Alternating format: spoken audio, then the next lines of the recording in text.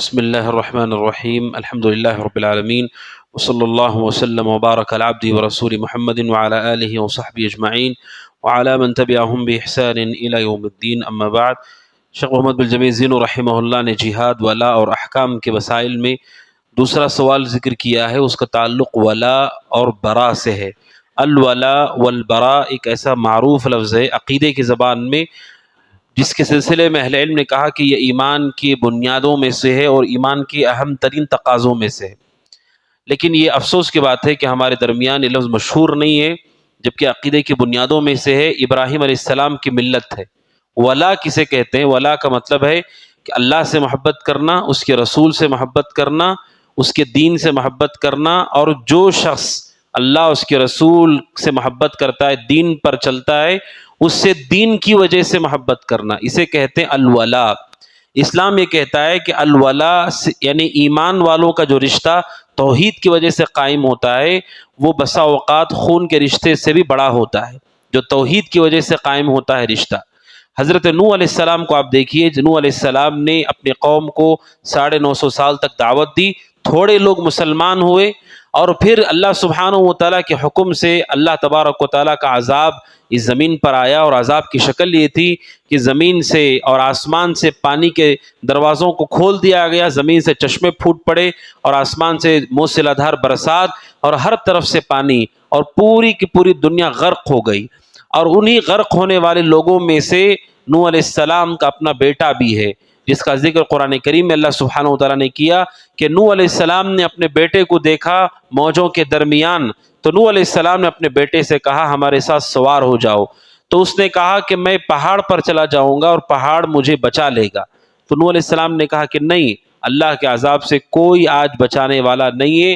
درمیان میں نوح علیہ السلام کے اور ان کے بیٹے کے درمیان اچانک ایک موج اٹھی، اور وہ ان کا بیٹا غرق ہو گیا، ہلاک ہو گیا۔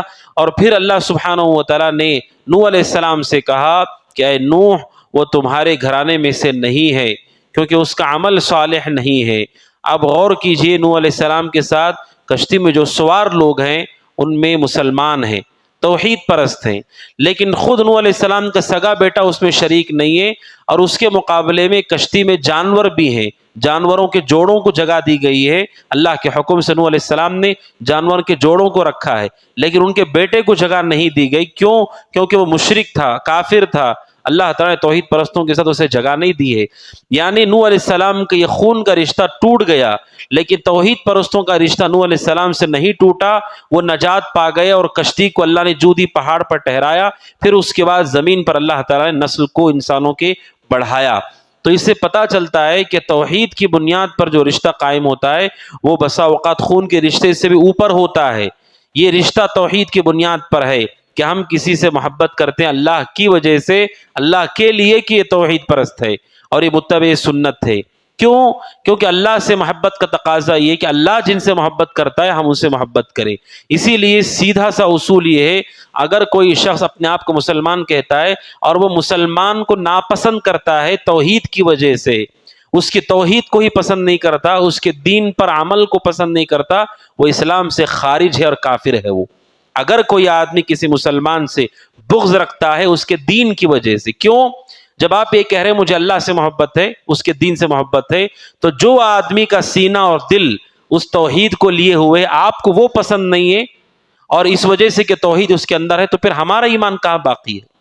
توحید کا سیدھا تقاضا یہ ہے کہ جو بھی آدمی توحید پر ہے اس سے ہمارا رشتہ ہے، وہ ہمارا مسلمان بھائی ہے۔ انما المؤمنون اخوہ، قرآن کہتا ہے کہ مومن بھائی بھائی ہیں۔ یہ اور بات ہے کہ درمیان میں اختلاف ہو جاتا ہے، ناپسندیدگی ہو جاتی ہے، لیکن دین کی بنیاد پر رشتہ ہمارا نہیں ٹوٹتا ہے، نہ زندگی میں ٹوٹتا ہے، نہ مرنے کے بعد ٹوٹے گا۔ اسی لیے بسا اوقات باپ جہنمی ہوگا لیکن بیٹا جنتی ہوگا، بیٹے کا دوست جو اس کا رشتہ دار نہیں ہے توحید پرست، وہ جنتی ہوگا، لیکن باپ جہنم میں ہے کیونکہ کافر تھا، بیٹا جہنم میں کیونکہ کافر تھا۔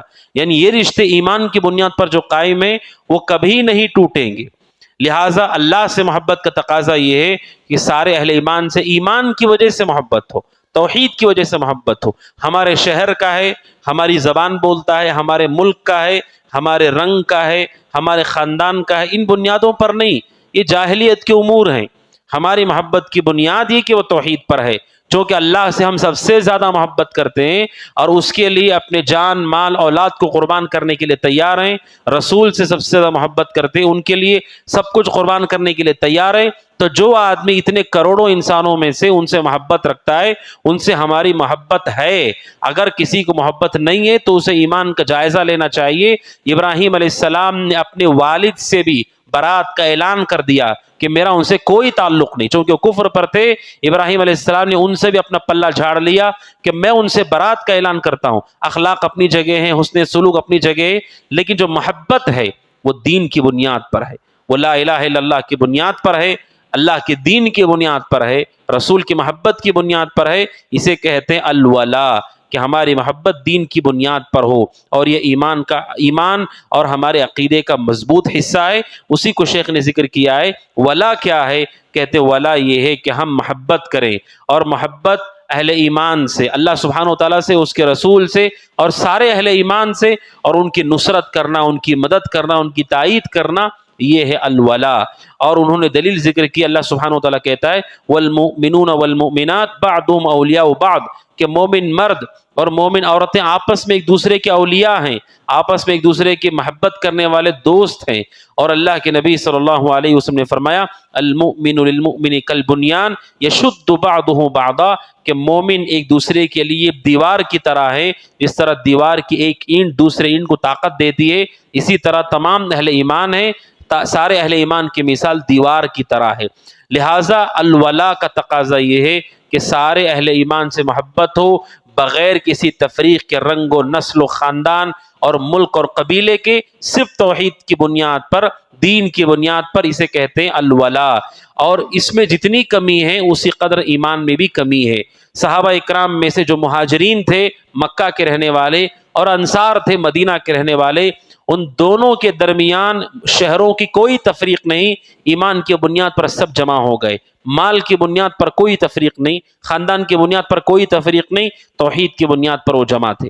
تو یہ ہے الولا، جس کی آج اشد ضرورت ہے کہ ہم توحید پرست سے توحید کی بنیاد پر ہم محبت کریں، کیونکہ وہ اللہ سے محبت کرتا ہے، اللہ تعالیٰ پر ایمان رکھتا ہے۔ اب دیکھیے بسا اوقات ہمارے خاندان میں، ہمارے پڑوس میں شرک کرنے والے، اللہ کے ساتھ کفر کرنے والے، ان کے درمیان کوئی آدمی ایسا ہے جو آپ کے اعتقاد پر ہے، جو آپ اللہ کے بارے میں عقیدہ رکھتے، وہی اس کا عقیدہ ہے، تو اس کا تقاضا ہے کہ اس سے بھی محبت ہونی چاہیے۔ اس دنیا میں جہاں پر کفر و شرک پھیلا ہوا ہے، وہ بھی آپ کی طرح صاف عقیدہ رکھتا ہے، تو یہ محبت کا تقاضا ہے، اسے کہتے ہیں الولا، جو شیخ رحمہ اللہ نے ذکر کیا ہے۔ اور اس کے علاوہ دوسرا لفظ ہے البرا، جس کی وضاحت اگلے درس میں آئے گی۔ اللہ سبحانہ و تعالیٰ سے دعا کہ اللہ تعالیٰ ہم سب کے دلوں میں الولا پیدا فرمائے، آمین۔ ھذا وصلی اللہ وسلم علی محمد وعلی آلہ وصحبہ اجمعین۔ السلام علیکم ورحمۃ اللہ وبرکاتہ۔